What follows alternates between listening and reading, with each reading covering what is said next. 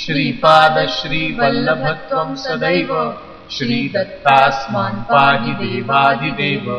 भावग्राह्य क्लेशहारिं सुकीर्ते घोरात् कष्टात् उद्धरास्मान् नमस्ते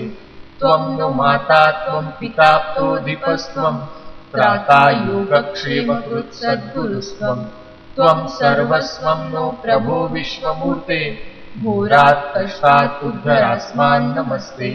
पापं तापं व्याधिमाधिं च दैन्यं भीतिं क्लेशं त्वं हराशु त्वदन्यं त्रातारं नो वीक्ष्य ईशास्तजूर्ते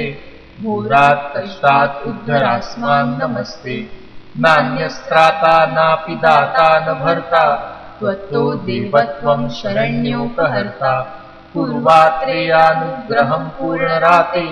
घोरात् कष्टात् उद्धरास्मान् नमस्ते धर्मे प्रीतिं सन्मतिं देवभक्तिं सत्संगाप्तिं देहि भुक्तिं च मुक्तिं भावासक्तिं चाखिलानन्दमूर्ते घोरात् कष्टात् उद्धरास्मान् नमस्ते श्लोकपञ्चकमेतद्यो लोकमङ्गलवर्धनं